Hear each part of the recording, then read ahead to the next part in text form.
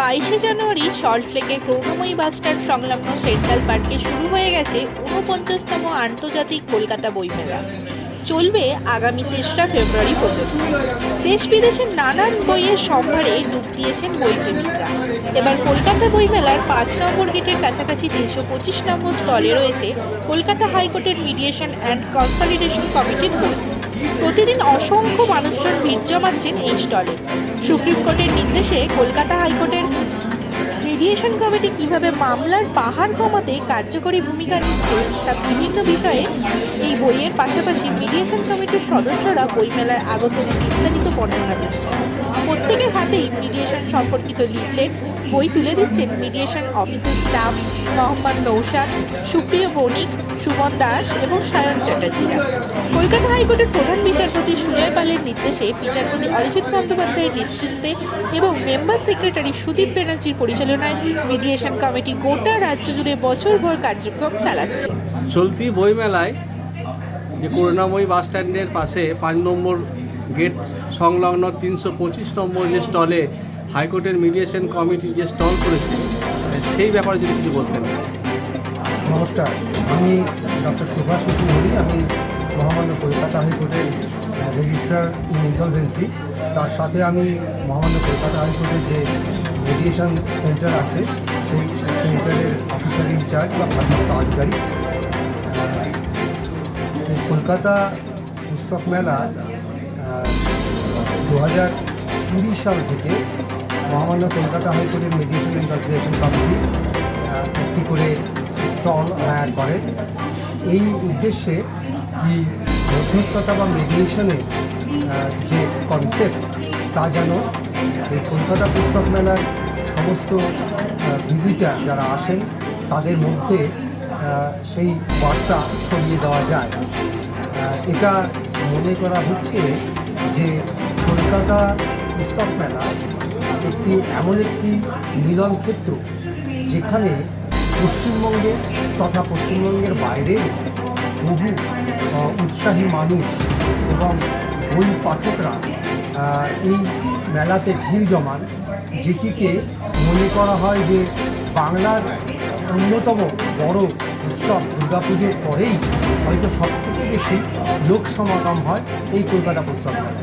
তো সেই জন্য এই কলকাতা পুস্তক মেলাটিকে বেছে নেওয়া হয় আমাদের মহামান্য কলকাতা হাইকোর্ট বা মহামান্য সুপ্রিম কোর্টের যে মধ্যস্থতা বা মিডিয়েশনের মাধ্যমে মামলা মেটানোর যে প্রক্রিয়া তার বার্তা ছড়িয়ে দেওয়া যায়।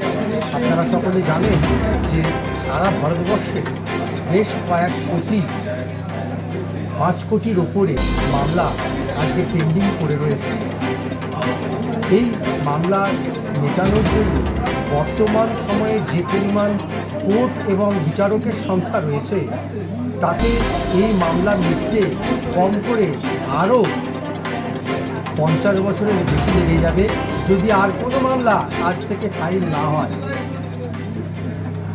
কী কী ধরনের মামলা থাকে এবার হ্যাঁ বলছি, এবার সেই জন্য 2002 সালে যে পরিসংশোধন বা অ্যামেন্ডমেন্ট সিপিসি সিভিল প্রসিডিওর করে তাতে অল্টারনেটিভ ডিসপিউট রেজলিউশনের মাধ্যমে মামলা মেটানোর কথা বলা হয়েছে। তাতে arbitration, conciliation, mediation, judicial settlement, এই সমস্ত লোক আদালত, এই সমস্যার মাধ্যমে মামলা মেটানোর কথা বলা হয়েছে। এই 4-5টি পদ্ধতির মধ্যে মধ্যস্থতা বা মিডিয়েশন একটি পদ্ধতি, যেখানে অনেক রকমের মামলা মেটানো হয়। কী রকমের মামলা মেটানো যেতে পারে এই মধ্যস্থতার মাধ্যমে তা অ্যাকফলস ইনফা ভার্সেস চেরিয়ান রাইফিল এই মামলায় 2010 সালে মহামান্য সুপ্রিম কোর্ট খুব পরিষ্কারভাবে বিশদভাবে বলে দিয়েছেন কোন ধরনের মামলা এই মধ্যস্থতার মাধ্যমে মেটানো যাবে বা কোন ধরনের মামলা মধ্যস্থতার জন্য উপযুক্ত নয়। তাতে মহামান্য সুপ্রিম কোর্ট বলেছে যে মোটামুটি সব ধরনেরই সিভিল মামলা শুধুমাত্র প্রবেট ম্যাটার বাদে এবং ক্রিমিনাল ম্যাটার যেগুলো ফৌজদারি মামলা যেগুলো কম্পাউন্ডেবল বা মীমাংসাযোগ্য সেইগুলো এই মধ্যস্থতার মাধ্যমে মেটানোর চেষ্টা করা যেতে পারে। এই মধ্যস্থতা এমন একটি পদ্ধতি যেখানে একজন নিরপেক্ষ মধ্যস্থতাকারী বা মিডিয়েটর দুই পক্ষকে একসাথে নিয়ে বসে তাদেরকে উৎসাহিত করেন এবং মোটিভেট করেন তাদের মাধ্যমেই সমাধান সূত্র খুঁজে বার করার জন্য। এটা এত ভালো একটি পদ্ধতি যেখানে মামলাকারীরা এবং যিনি ডিফেন্ডেন্ট থাকে, বাদী এবং বিবাদী দুজনেরাই এরা নিজেরা ব্যক্তিগতভাবে আলোচনার সাপেক্ষে নিজেদের শর্তে যদি আইনানুগ সমস্যার সমাধান করে নেন, সেই সমস্যার সমাধানের যে ফর্মুলা বা এগ্রিমেন্ট তার উপরেই মহামান্য আদালত মামলা নিষ্পত্তি করে দিতে পারেন এবং একটি মধ্যস্থতার মাধ্যমে বিভিন্ন কোর্টে পড়ে থাকা বিভিন্ন মামলায় একই জায়গা থেকে সমাধান করা সম্ভব। এর জন্য কোনো খরচ কি? এর জন্য খরচ যেগুলো কোর্ট রেফার মিডিয়েশন বা কোর্ট অ্যানেক্স মিডিয়েশন আমরা যেগুলোকে বলি, তার মানে কোর্টে পেন্ডিং মামলা যেগুলোকে পাঠানো হয় মিডিয়েশনের জন্য, তার জন্য কোনো রকম খরচ নেই। সমস্ত খরচই স্টেট গভর্নমেন্ট বা সেন্ট্রাল গভর্নমেন্ট বহন করে। কিন্তু এছাড়া কিছু মামলা আছে যেগুলোকে আমরা এখন প্রি লিটিগেশন মিডিয়েশন বলি। তার মামলা শুরু হওয়ার আগেই বাদী বিবাদী মিডিয়েশন সেন্টারে এসে তাদের সমস্যার সমাধানের কথা বলতে পারে বা সমস্যার সমাধানের চেষ্টা করতে পারে। সেই মামলাগুলির ক্ষেত্রে সামান্য কিছু ফিজের পরিবর্তে মিডিয়েশন করা সম্ভব এবং সেইভাবে মিডিয়েশন হলে খুব কম সময় 60 থেকে 120 দিনের মধ্যে এই মামলাগুলোর মিডিয়েশনের সমাপ্তি হয় এবং তাহলে কোর্টে আসতেও হয় না। প্রি-লিটিগেশন মিডিয়েশনের মাধ্যমে কিছু সমাধান করা যায়। সুপ্রিম কোর্ট বিভিন্ন মামলায় বারবার বলছেন যে আপনারা আগে মধ্যস্থতার মাধ্যমে মামলা সমাধানের চেষ্টা করুন, তারপরে যদি কোনো মতেই না হয় তখন আদালতে আসবে। 2020 থেকে 2026 অবধি মহামান্য কলকাতা হাইকোর্ট প্রায় 6 বছর এই কলকাতা পুস্তক মেলাকে বেছে নিচ্ছে এই মধ্যস্থতার কনসেপ্ট সবার মধ্যে তুলে ধরার জন্য।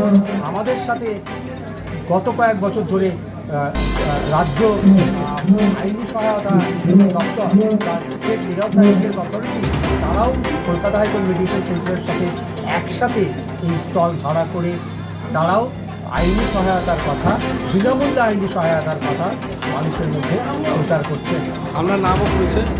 আমার নাম ডক্টর সুভাষিস মণ্ডল। আমি মহামান্য কলকাতা হাইকোর্টের রেজিস্ট্রার ইন ইনসলভেন্সি এবং কলকাতা হাইকোর্ট মিডিয়েশন সেন্টারের ভারপ্রাপ্ত আধিকারিক।